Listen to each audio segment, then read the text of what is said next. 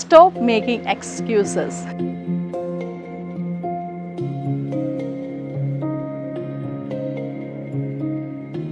Excuses പറയാൻ ഞാൻ പണ്ട് മഹാകേമിയായിരുന്നു. ഓഫീസിലൊക്കെ വർക്ക് ചെയ്യുന്ന സമയത്ത് രാവിലെ വീട്ടിൽ നിന്നിറങ്ങി ബസ് കയറി ഒത്തിരി ദൂരം സഞ്ചരിച്ചിട്ടാണ് ഓഫീസിൽ പോകുന്നത്. അപ്പം ചോദിക്കുമായിരിക്കും, ഇയാൾ മാത്രമായിരിക്കുമല്ലോ കയറി സഞ്ചരിച്ചെന്ന്. നോ അല്ല, ഒത്തിരി ആൾക്കാർ ഇന്നും ചെയ്യുന്നുണ്ട്. എനിക്ക് അന്നും അറിയാം. ഞാൻ ബസ്സിൽ എല്ലാ ദിവസവും മോർണിംഗ് ഞാൻ എണീറ്റ് ഓഫീസിൽ പോകുമ്പം എൻ്റെ കൂടെ തന്നെ ഒരുപാട് ലേഡീസ്, അത് ജെൻസും ഉണ്ട് കേട്ടോ, ഇവരൊക്കെ ഞങ്ങളുടെ കൂടെ ഇങ്ങനെ സഞ്ചരിക്കും. അപ്പോൾ അവരൊക്കെ കുറേ കാര്യങ്ങൾക്ക് ചിലപ്പോൾ ഓടിപ്പിടച്ചിട്ടായിരിക്കും വരുന്നത് ബസ്സിന് വേണ്ടിയിട്ട്. സോ ഞാൻ അങ്ങനെ ഓടിപ്പിടച്ചിട്ടുണ്ടോ എന്ന് ചോദിച്ചു കഴിഞ്ഞാൽ ഉണ്ട്, ഇല്ല എന്നൊന്നും അല്ല. പക്ഷേ എങ്കിലും എൻ്റെ യാത്രയ്ക്കിടയിൽ ഞാൻ സഞ്ചരിച്ചിരുന്ന റൂട്ടിൻ്റെ ഒരു കാരണം കൊണ്ട് എപ്പോഴും ട്രാഫിക് ബ്ലോക്ക് ഉണ്ടാവാനായിട്ടുള്ള സാധ്യതയുണ്ട്.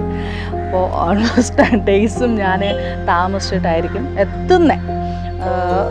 പക്ഷേ ആ ഒരു ടൈമിനകത്ത് എത്തുമെങ്കിലും ചില ഡേയ്സൊക്കെ താമസിച്ചെത്തും. പക്ഷേ ഞാൻ ചില എക്സ്ക്യൂസസ് പറയും. അപ്പോൾ എൻ്റെ മാനേജറിന് മനസ്സിലാകും. എന്നിട്ട് അന്നത്തെ ദിവസം വൈകിട്ട് പോകുമ്പോൾ അദ്ദേഹം ചോദിക്കും, നാളെ ഇനി എന്ത് എക്സ്ക്യൂസ് ആണാവോ എന്ന് ചോദിക്കും. പക്ഷേ ഞാൻ മനസ്സിലാക്കിയൊരു കാര്യമുണ്ട്, എക്സ്ക്യൂസസ് പറയും തോറും എൻ്റെ ഓപ്പോസിറ്റ് സൈഡിൽ ഞാൻ ആരോടാണോ സ്ഥിരമായിട്ട് എക്സ്ക്യൂസസ് പറയുന്നത് അവർ എനിക്ക് തരുന്ന ഒരു വാല്യൂ എന്ന് പറഞ്ഞു കഴിഞ്ഞാൽ പുച്ഛമായിട്ടോ. ദൂരം നിന്ന് വരുമ്പോൾ തന്നെ വരുന്ന അടുത്ത എക്സ്ക്യൂസ് എന്നുണ്ട്. മേ ബി നമ്മൾ ആ ടൈമിൽ ഏറ്റവും പ്രീഷ്യസ് ആയിട്ടുള്ള എന്തെങ്കിലും ഒരു ഐഡിയ അല്ലാന്നുണ്ടെങ്കിൽ നമ്മുടെ ഏതെങ്കിലും നല്ല ഒരു ക്രിയേറ്റീവായിട്ടുള്ളൊരു കാര്യം കൊണ്ടിട്ടായിരിക്കും നമ്മൾ ചെല്ലുന്നത്.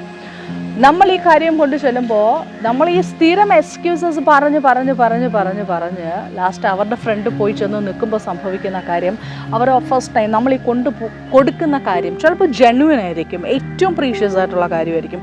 ഇതുവരെയും ഒരു മനുഷ്യൻ്റെ ബ്രെയിനകത്തും തോന്നാത്ത ഒരു ഐഡിയയുമായിട്ടായിരിക്കും കൊണ്ടു ചെല്ലുന്നത്. ബട്ട് ഞാൻ നേരത്തെ കണ്ടിന്യൂസ് ആയിട്ട് എക്സ്ക്യൂസസ് പറഞ്ഞത് കൊണ്ട് ഞാൻ പ്രസൻറ്റ് ചെയ്യുന്ന കാര്യം അതിന് അദ്ദേഹം വാല്യൂ തരണമെന്നില്ല. It's my life experience.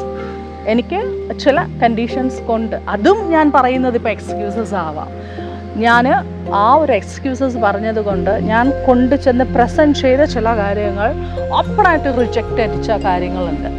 അതുകൊണ്ട് നമ്മൾ ഒരിക്കലും എക്സ്ക്യൂസസ് പറയാനായിട്ട് നിൽക്കരുത്.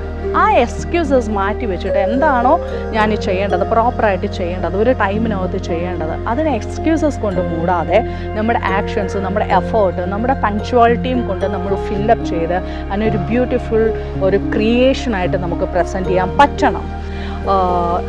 പിന്നെ പലതവണ നമ്മൾ എക്സ്ക്യൂസസ് പറയും, പക്ഷെ എപ്പോഴെങ്കിലും ഒരിക്കലും നമുക്ക് എക്സ്ക്യൂസസ് പറയാൻ പറ്റാണ്ട് നിൽക്കേണ്ടുന്ന ഒരു കണ്ടീഷനിൽ നമുക്ക് യാതൊരു വിധത്തിലുള്ള ഒരു വിലയും കിട്ടത്തില്ല, നമുക്ക് യാതൊരു പരിഗണനയും കിട്ടത്തില്ല, നമ്മളെ മൊത്തത്തിൽ അങ്ങ് ഇല്ലാതാക്കി കളയും.